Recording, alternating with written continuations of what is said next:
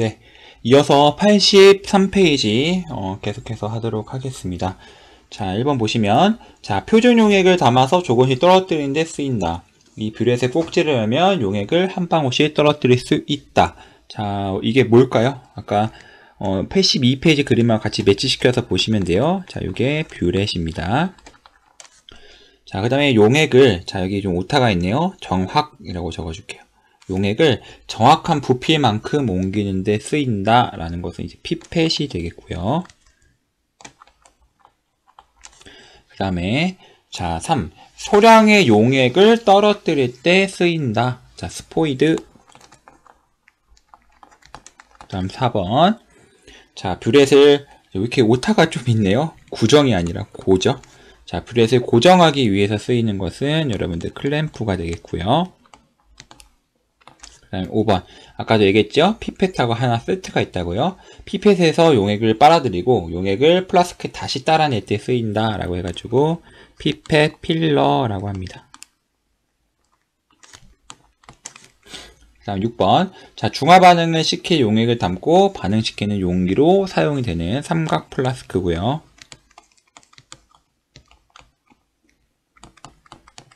그 다음에 7번. 자, 용액을 담고 따르는데 사용한다. 비커고요. 또는 뭐 비커라고 표현하기도 합니다. 다음 8번. 자, 용액의 부피를 측정하는 데 쓰인다. 눈금 실린더 내지는 뭐 매스 실린더 다 같은 말입니다. 다음 9번. 역시 정환이 아니라 정확이죠. 자, 정확한 농도의 표준 용액을 만들 때 사용하는 것, 이것은 여러분 9번은 부피 플라스크가 되겠고요. 자, 10번. 뷰렛을 고정하기 위해 클램프와 함께 쓰인다 라고 되어 있는데 이게 뭐냐면 스탠드가 되겠습니다. 자, 그래서 그림 장치를 다시 보시게 되면 지난 시간에 이런 얘기 했었죠? 그래서 여기 스탠드가 있고요. 색깔 좀 바꿔서 나타내 볼게요. 자, 스탠드가 있고요. 다른 거 겹치지 않게. 자, 스탠드가 있고요. 역시 클램프 있고요. 그 다음에 뷰렛이 있고요.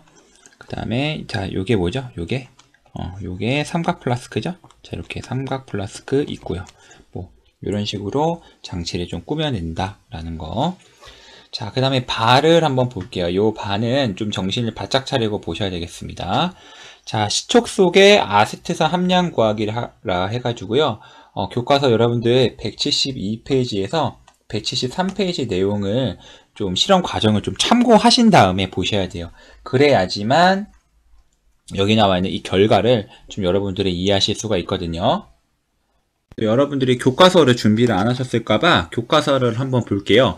일단 여기 보시면 부규제에 요 결과라고 나와 있는 부분 보이시죠? 요 결과라고 나와 있는 부분. 자, 이게 교과서에서는 어디냐면요. 자, 요겁니다. 자, 여기서 보시면 요 결과라고 나와 있는 부분 보이십니까? 이 결과. 네, 여기 결과라고 나와 있는 요 부분을 이제 선생님이 이 결과하고 정리라고 되어 있는 요 부분만 부교재에다가 가지고 온 거예요. 근데 이제 이걸 하려면 여기 나와 있는 요 실험 과정, 요 실험 1하고 실험 2라고 되어 있는 요 부분을 좀 여러분들이 이해를 하셔야 됩니다. 자, 일단 화면을 조금 확대를 한번 해볼게요. 자, 그러면 한번 보겠습니다. 같이 한번 볼게요. 지금 뭐라고 나와 있습니까? 자, 0.1몰롱도 수산화나트륨 수용액 만들기라고 되어 있죠. 여기 보시는 바와 같이 우리는 지금 이 수산화나트륨 수용액이 0.1몰롱도라는 걸 알고 실험을 좀 하려고 하는 거예요. 그래서 우리는 이 0.1몰롱도 수산화나트륨 수용액을 우리가 무슨 용액이라고 할 수 있느냐, 앞에서 공부했던 바에 의하면 자, 얘들을 표준 용액이라고 얘기할 수가 있게 되는 겁니다. 자, 그러면 0.1몰롱도 수산화나트륨 수용액을 어떤 과정을 거쳐서 만드는가, 요거는 이제 우리가 1단원 공부할 때 다 공부를 했기 때문에 한 번만 읽어보면 쉽게 이해하실 수 있을 겁니다. 자, 수산화나트륨 4g이라고 되어 있어요. 여러분들 수산화나트륨이라고 하는 자, 요 이온결합 물질은요, 화학식량이라고 하는 요 M이 몇이냐면 40이에요. 40. 그렇다면 보세요, 여러분들.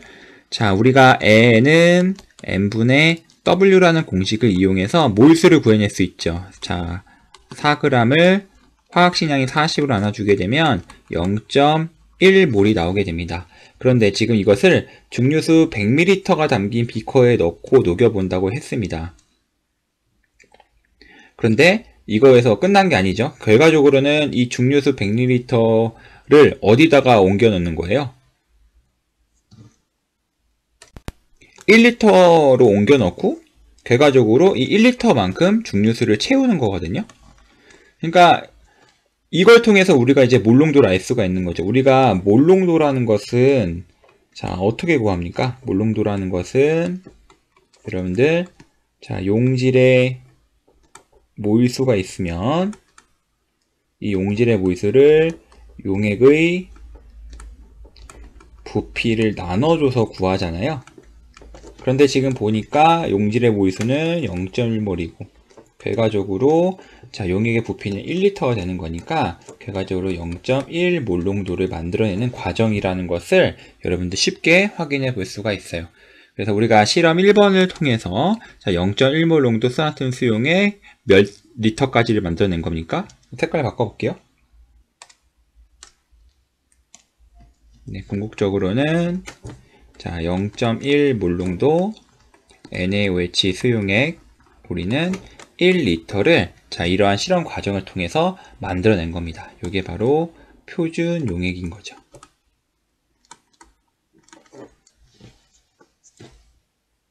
자 이제 실험 2 한번 보겠습니다.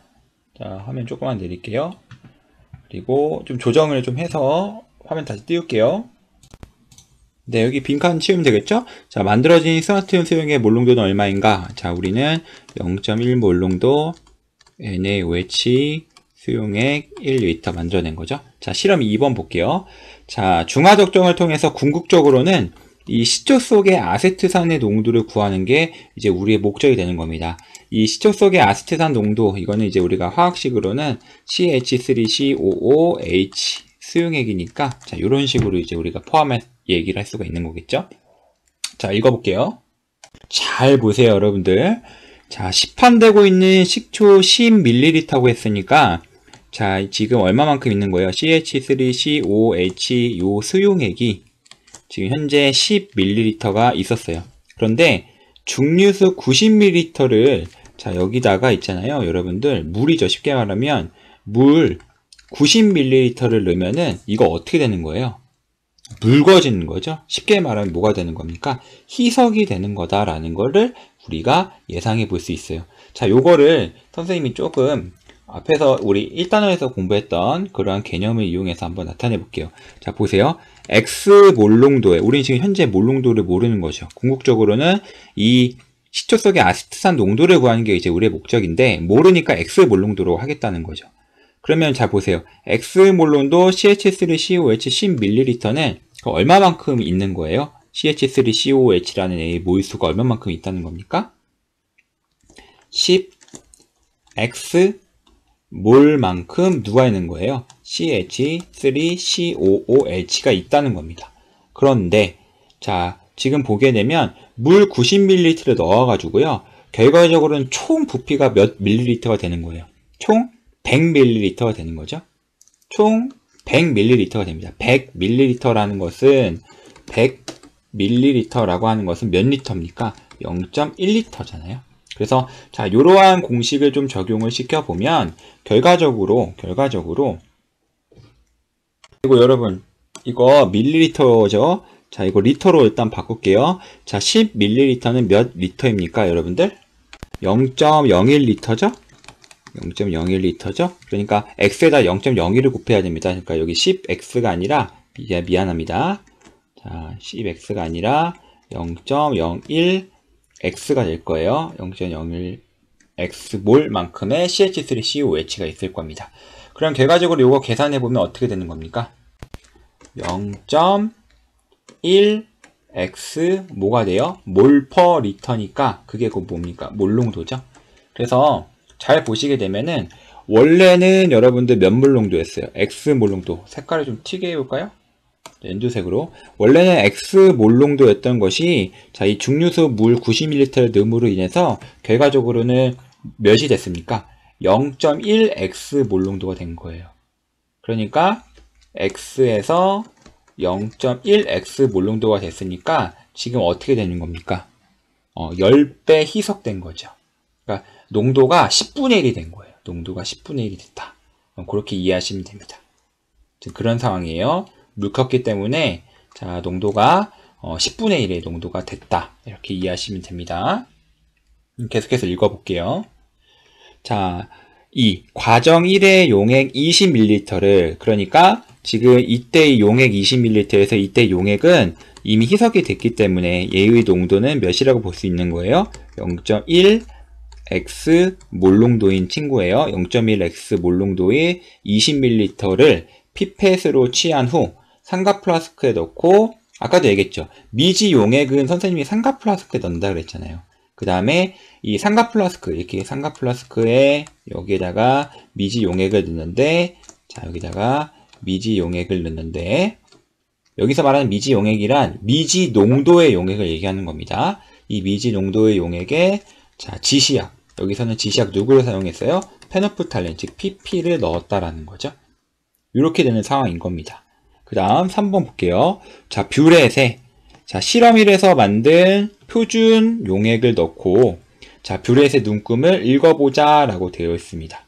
그리고 4. 뷰렛 아래에 과정 2에 삼각 플라스크를 넣고 요거 있죠 요거 자 요거를 넣고 뷰렛의 꼭지를 열어서 스트라튬 수용액을 조금씩 떨어뜨리면서 삼각 플라스크를 천천히 흔들어 보자 라고 되어 있습니다. 자 그러면 이제 결과를 보고서 한번 같이 보도록 할게요. 네, 결과 보기 전에 조금 더 실험 과정이 있네요. 자, 그래서 방금 읽었던 부분을 여기 그림으로 한번 볼게요. 자, 지금 여기 위에 나와 있는 게 지금 이게 뭐냐면은 스포이드입니다. 이게 스포이드. 이거 뷰렛 아니에요.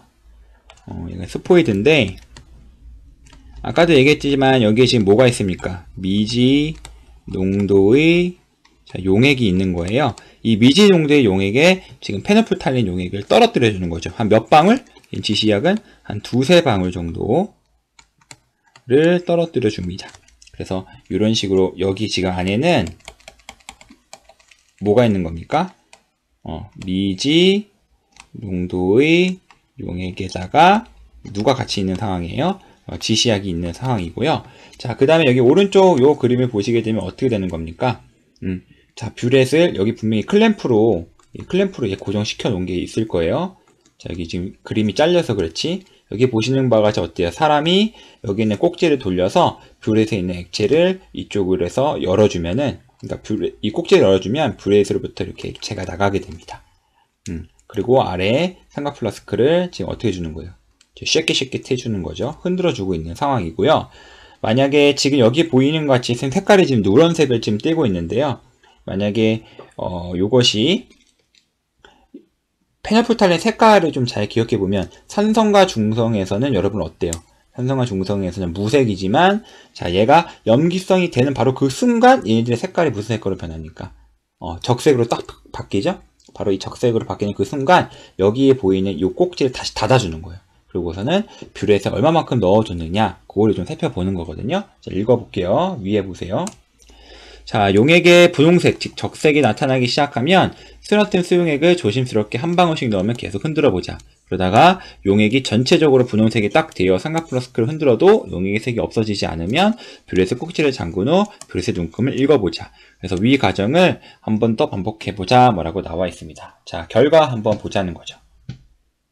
이 부분은요, 보교재 선생님 지금 예시로 어떤 값을 적어놨거든요. 자, 여기 채워볼게요. 자, 실험을 2번을 한 건데, 자, 뷰렛의 처음 눈금은 0이었어요. 물론 이 뷰렛에는 누가 들어가 있습니까?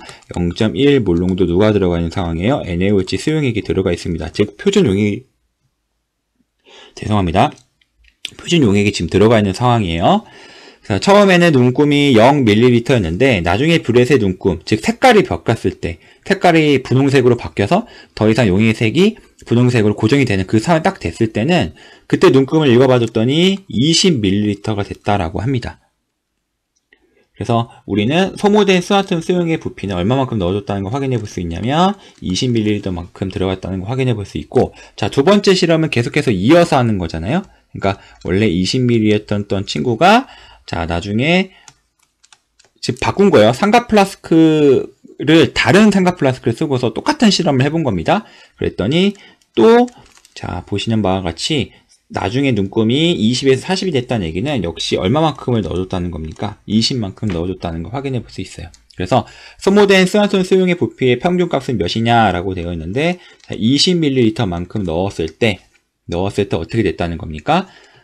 중화 반응, 그러니까 정확하게 중화 적정이 일어났다라고 볼 수가 있는 거죠.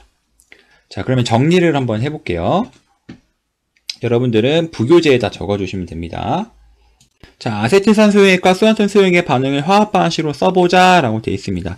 자, 아세트산 수용액 상태는 생략할게요. 요거를 얘기하는 것이고, 자, 수완톤 수용액을 딱 섞어주면은, 자, 물 분자가 만들어지면서, 자, 염이 만들어지죠. CH3COO-NA라고 하는 염이 만들어지게 됩니다. 자, 그러면 실험에 사용된 아세트산의 몰농도를 구해보자 라고 되어 있죠. 자, 이거는 어떤 공식을 이용하면 되냐면, NMV는 N-M-V-라는 공식을 이용해주면 됩니다. 자, 여기 앞에가 산이고요. 자, 뒤에가 염기인 거죠. 자, 보세요. 일단 산이라는 건 여러분 가수, 여기서 아세트산 사용했으니까요. 아세트산은 가수가 1이죠. 그 다음에 몰농도 모릅니다. M이에요. 그 다음에 자, 부피라고 되어 있는데 여러분들 문제 잘 읽어보시면 아까 실험 과정 2번 잘 보시면 물킨 아까 0.1x 몰농도 물킨 얘를 20ml를 삼각 플라스크에 넣는다라고 나와 있어요. 그래서 여기는 20ml를 넣어주겠습니다. 그 다음에 염기 NaOH 사용했으니까 가수는 1이고요. 그 다음에 우리 표준 용액이기 때문에 알고 있죠. 그러니까 실험 1에서 했었죠. 0.1몰 농도 만들었고요. 자, 여기 나와 있는 이 V-가 뭡니까? 바로 요거죠. 우리가 실험을 통해서 알아낸 거 여기 20을 넣어주시면 됩니다. 고로 우리가 여기서 M이라는 것을 구하면 몇이라는 걸 확인해 볼 수 있어요? 0.1 몰농도라는 것을 확인해 볼 수 있어요.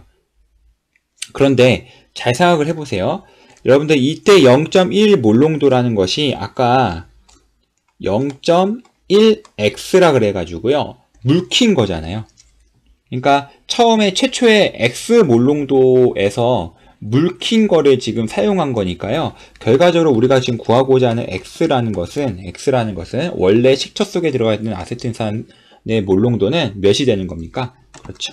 1 몰농도다라는 것을 구해낼 수 있어야 됩니다. 물켰다는 거를 잊으시면 안 돼요. 굉장히 중요한 사실이죠. 그러면 이제 다 한 겁니다. 그래서 자 창의력 보시면 자 식초 한 병에 함유된 아세트산의 양이래요. 자 이때 이 식초 한 병에 한 병의 뭐 부피를 임의로 선생님이 500ml라고 할게요. 부교재에도 500ml라고 했으니까요. 그럼 잘 보시면 자 우리가 알아냈죠. 식초는 1몰농도라는 거 알아냈고요. 자 얘가 현재 500ml가 있기 때문에 얘네들을 곱해주면 500mm몰 즉 0.5몰만큼의 누가 있다? 아세트산이 들어가 있다라는 걸 알 수가 있죠. 또는 여러분 이렇게 하셔도 돼요. 500ml를 리터로 바꿔서 해주셔도 됩니다. 그러면 여기가 뭐가 됩니까? 0.5몰이 되겠죠? 역시 0.5몰의 아세트산이 식초 수용액에 들어가 있다. 한 병에 들어가 있다. 이런 식으로 우리가 계산을 해낼 수가 있겠습니다. 자, 여러분들이 어려워하는 부분은 바로 요겁니다. 요거 놓칠 수 있는 부분이 요거예요. 물켰다는 거. 앞에서 실험 두 번째에서는 10배 물킨 거예요. 10분의 1배예요. 미안합니다. 10분의 1배 한 용액을 가지고 지금 중화 적정을 한 거기 때문에 우리가 구해낸 수치에 10배를 해줘야만 실제 식초 속에 들어가 있는 몰농도를 계산할 수가 있게 되는 겁니다. 자, 그러면 넘어가겠습니다. 이 중화점의 확인이라는 부분을 좀 하게 될 텐데요. 여러분 중화점이라는 것은 그러니까 산의 H+랑 염기 OH-가 1대1로 반응하잖아요. 그 1대1 반응이 가장 많은 지점이 어디냐는 거예요. 그거를 확인해주는 방법은 여기 지금 보시는 바와 같이 4가지가 있습니다. 가나, 다라 4가지가 있고요. 가는 이제 제일 쉬운 거죠. 지시액의 색변화인 거죠. 이렇게 알아내는 방법이 있고 그 다음 나 보시면 혼합 용액의 온도 변화를 통해서 알아내는 방법. 다 보시면 전류의 세기를 가지고 온도 변화, 전류의 세기 변화를 가지고 알아내는 방법, 마지막으로 물 분자수가 어떻게 되었는지를 가지고 알아내는 방법이 있다는 겁니다. 그래서 자, 요거는 우리가 간단하게 한번 설명을 좀 한번 해볼게요. 필기를 좀 한번 해볼까요? 자, 왼쪽에 간단하게 한번 필기를 좀 한번 해보도록 하겠습니다. 화학 방식을 좀 적어볼 건데요. 이렇게 해볼게요. 어떤 용액에 여러분들 HCl이 있었는데요. HCl이 세 분자가 있었다라고 해볼게요. 그러면 처음에 내가 이제 NaOH를 하나를 넣어준 거죠. 자, 요 상황 한번 볼게요. 자, 요 상황 화학 반응을 우리가 진행을 시켜보게 되면 어떻게 됩니까? 물 분자가 만들어지게 되죠. 물 분자가 하나가 만들어지게 되겠죠. 자, 그 다음에 어떻게 되죠? 수소 양이온 2개 남죠.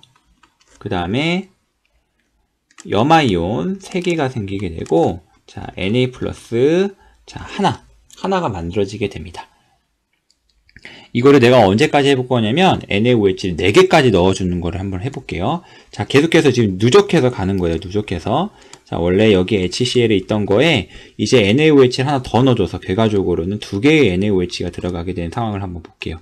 자, 이 경우에는 물이 2개가 만들어지게 될 것이고, 그 다음에 H+가 몇 개 남습니까? 하나 남게 되고, 자, Cl-는 여전히 3개가 돼요. 구경꾼 이온이니까 얘네들은 뭐 달라지지 않겠죠. 그 다음에 2개의 Na+. 자, 요렇게 한번 써볼 수 있겠고요. 자, 계속해서 누적해서 NaOH 하나씩 더 넣어주는 겁니다. 자, 그러면 3개 HCl에 3개의 NaOH가 반응하게 되는 그런 상황이라고 보시면 되겠고, 자, 물 분자 몇 개가 만들어집니까? 3개가 만들어지게 되겠고, 자, H+는 이제 더 이상 없죠. 다 반응해서 없어졌으니까요. 그러면 3개의 Cl-랑 자, 3개의 Na+만 이제 남게 됩니다. 자, 계속해서 NaOH 하나를 더 넣어준 겁니다. 결과적으로는 3개의 HCl에 4개의 NaOH를 넣어줬다라고 생각해 볼 수 있을 거고요. 자, 이 경우에는 물 분자가 더 생기고 싶어도 반응할 H+가 없기 때문에 물 분자는 최고로 3개를 유지하게 되겠고, Cl-도 3개, 대신에 Na+가 4개의 Na+가 만들어지게 되고, 자, OH-가 이번에는 하나가 남게 되는 이런 상황이 될 겁니다. 자, 그러면 순차적으로 한번 얘기해 봅시다. 어디 봅시다. 자, 여기 보시면 혼합 용액의 온도 변화에서 중화점에서의 용액의 온도는 여러분들 이거 적어주세요. 최고가 된다라고 하는 부분을 한번 적어주시고 읽어볼게요. 자, 산과 염기가 중화하면, 정확히 얘기하면 산의 H+와 염기의 OH-가 반응을 하게 되면은요, 즉 반응해서 물을 만들어내잖아요. 자, 이 물을 만들어내는 과정에서 열을 방출해요. 우리는 이것이 중화열이라고 얘기를 하는데, 이 중화열을 방출하기 때문에 결과적으로 H2O가 많이 만들어지면 많이 만들어질수록 혼합 용액의 온도가 점차 상승하게 됩니다. 자, 여기 보세요. 필기하신 거 보시면, 자, 보세요. 결과적으로 우리가 지금 눈여겨봐야 되는 부분은 사실은 여기죠. 자, 3개의 HCl과 3개의 NaOH가 반응한 이 지점. 사실은 여기가 중화점이에요. 가장 많은 H+와 가장 많은 OH-가 결합한 그 시작점. 바로 여기가 이제 우리가 얘기하는 중화점이 되는데요. 잘 보시게 되면은, 자, 여기 첫 번째, H2O 하나를 만들었다는 얘기는, 그리고 그 아래 2개를 만들었고, 그 아래 3개를 만들었고, 여긴 계속해서 3개가 유지가 되겠죠. 이런 상황이거든요. 근데 아까도 얘기했지만, 이 H2O를 만들어내는 이 반응 자체가 열을 만들어내기 때문에, 하나의 물을 만들어내는 것보다는 2개, 그리고 3개의 물을 만들어내는 이 상황이 점점 열을 많이 방출하기 때문에 용액의 온도가 올라가게 돼요. 그래서, 그림으로 나타내게 되면은 이렇게 되는 거죠. 자, 가로축을, 이거 색깔이 자꾸 헷갈리는데, 자, 가로축을 이제 넣어준 NaOH의 자, 부피라고 보고, 자, 이 세로축을 이제 온도라고 보면요, 어떻게 되는 거냐면 이런 식으로 온도가 쭉 올라가게 되는 거죠. 그래서 이 피크점에서부터 점점 이런 식으로 온도가 떨어지게 돼요. 그럼 우리는 이걸 딱 보고서, 아, NaOH를 요만큼 넣었을 때, 이거에 해당하는 부피만큼 넣었을 때 바로 요 지점이 우리가 얘기하는 중화점이구나 라고 예상을 해볼 수 있다는 거죠. 이때 온도가 올라가는 이유가 뭐냐? 아까도 얘기했지만 H 플러스랑 OH 마이너스가 반응을 해서 물이 만들어질 때는 그만큼 열을 방출을 하기 때문에, 자, 한 개의 물, 두 개의 물, 세 개의 물을 만들어진 이 상황에서 점점점 반응하는 H 플러스랑 OH 마이너스가 많아지기 때문에 이런 식으로 온도가 올라가게 됩니다. 그런데 잘 보시게 되면은, 자, 요 네 번째 상황부터는 조금씩 온도가 이제 떨어지기 시작한다는 거죠. 왜 그러느냐? 더 이상 만들어내는 물 분자가 있어요, 없어요? 없죠. 그런데 지금 계속해서 새롭게 지금 누가 좀 추가되는 거예요. NaOH 수용액이 추가되는 거잖아요.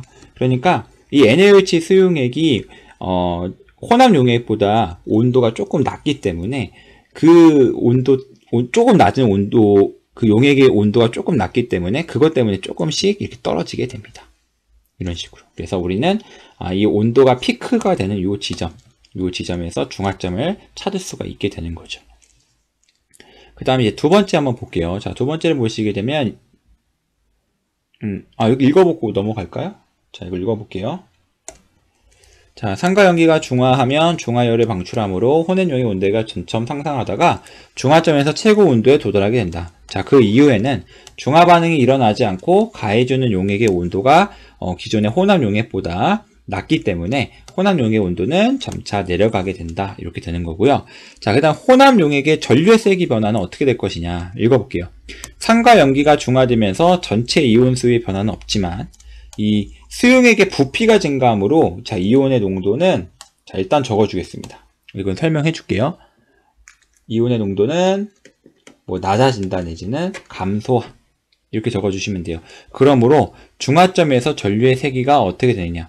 여러분들 이온의 농도가 낮아진다는 것은, 좀 감소한다는 것은 그만큼 전류의 세기가 낮아진다. 즉 여기는 최저라고 적을게요. 최저가 된다. 이렇게 좀 적어 주십시오.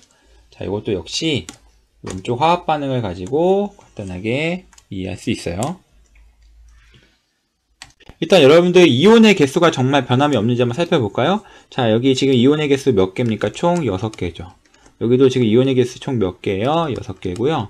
자, 우리가 중화점이라고 얘기하는 이 부분에도 지금 이온의 개수가 몇 개입니까? 6개예요. 그 다음에 중화점 이후에는 점점 어떻게 되냐면 지금 보니까 몇 개예요? 8개죠? 이런 식으로 되는데, 어쨌든 중화점까지는 이온의 수가 바꿔요, 안 바꿔요? 전체 이온 수가 변함이 없이 그대로입니다. 근데 잘 보시면 어때? 물의 양이 점점 많아지죠. 그러니까 이온의 개수는 중화점까지 변화가 없는데 물의 양은 점점 많아지니까 결과적으로 어떻게 되는 거예요? 이온의 농도 자체는 옅어진다라고 볼 수가 있는 거죠. 그러니까 이온의 농도가 옅어진다. 그러니까 농도라는 게 여러분 뭡니까? 쉽게 말하면 어떤 부피가 있으면 거기 안에 얼마만큼 개수가 들어가 있는지를 얘기하는 거니까 농도가 계속해서 옅어지는 거예요. 그러니까 전류의 세기가 낮아지게 되는 거죠. 그래서 이것도 역시 뭐 그래프를 이용해서 우리가 실험적으로 해보면, 자, 넣어주는 NaOH 부피가 있을 것이고, 자, 여기를 전류의, 자, 세기라고 본다면 점점 전류의 세기가 이런 식으로 이제 낮아진다는 거죠. 낮아지다가, 자, 어느 시점 이후부터는 이런 식으로 전류의 세기가 증가를 하게 되는데, 이때 우리가 주목해야 되는 지점은 바로 이 전류의 세기가 가장 낮은 요 지점, 바로 요 지점이 뭐다? 바로 중화점이다 라는 거죠. 자, 그럼 여기 뒤에 나와 있는 요 상승 부분 보이시죠? 이걸 왜 상승합니까? 보세요. 물론 물의 양은 변함이 없죠. 중화점 이후에 물의 양은 변함이 없는데 이온의 개수가 증가하니까 이런 식으로 전류의 세기는 점점 증가하게 되는 거죠. 어쨌든 우리가 눈여겨봐야 되는 건 이거죠. 전류의 세기가 가장 낮은 지점이 바로 중화점이다 라는 거죠. 자, 그 다음에 라 보시게 되면, 자, 생성된 물 분자수 변화래요. 이거는 우리가 벌써 몇 번 얘기했으니까 아실 겁니다. 자, 중화점에서 생성된 물 분자수가 가장 많죠? 최대이다. 역시 이것도 요거를 가지고 확인시켜 드릴 수가 있는데, 여기 이걸 보시게 되면은 어떻습니까? 자, 한 개, 2개, 3개, 3개 쭉 유지가 되죠. 그러니까 결과적으로 최초로 가장 물 분자가 많은 그 지점이 바로 우리가 얘기하는 중화점이 되게끔 된다. 뭐 이렇게 이해해 보시면 되겠고, 역시 이것을 그래프로 한번 나타내 보면 뭐 이렇게 되는 거죠. 가해준 NaOH 부피가 있고, 여기를 세로축을 물 분자수라고 해볼까요? 그러면 이런 식으로 되는 거죠. 처음에는 중화 반응이 아예 안 일어났을 때는 물 분자가 하나도 없다가 이런 식으로 일정한 물 분자수를 유지하게 되는데, 이때 바로 요 지점이 뭐가 되는 겁니까? 바로 우리가 얘기하는 중화점이 된다라고 얘기할 수가 있게 되는 거죠. 이게 바로 중화점이 되는 거죠. 자, 그러면 이제 여러분들 거의 다 끝났습니다. 네, 이런 식으로 해서 중화 반응이라는 것을 확인해 볼 수 있겠고요. 자, 여기 보시면 뭐 HCl, 뭐 NaOH를 첨가하는 반응이다라 나와 있는데요. 자, 오른쪽 이 부분은 선생님 굳이 설명하지 않겠습니다. 굳이 설명하지 않더라도 여러분들이 충분히 이해하실 수 있을 거라 생각이 좀 들고요. 자, 아래 그림 보시면, 자, 이거 좀 옆으로 넘길게요. 자, 여기 보시면 선생님 방금 필기했던 부분 있죠? 그래서 자, 여기 나와 있는 요 필기했던 요 부분에 대한 그림이 나와 있으니까요. 충분히 중화 반응과 온도 변화, 중화 반응과 전류의 세기 변화, 중화 반응에서 생성된 물 분자수 변화를 다 이해하실 수 있을 거라고 생각됩니다. 그래서 피크 지점, 온도가 피크인 지점, 전류의 세기가 가장 낮은 지점, 그 다음에 생성된 물 분자수가 제일 많아지는 지점, 최초의 지점인 거죠. 그 이후에는 물 분자수 변화가 없으니까요. 그래서 이런 식의 실험적 데이터를 이용해서 중화점을 찾아낼 수 있다라는 겁니다. 자, 우리가 이렇게 공부를 하게 되면은요, 산과 염기에 대해서 기본적인 개념을 공부를 하게 된 겁니다.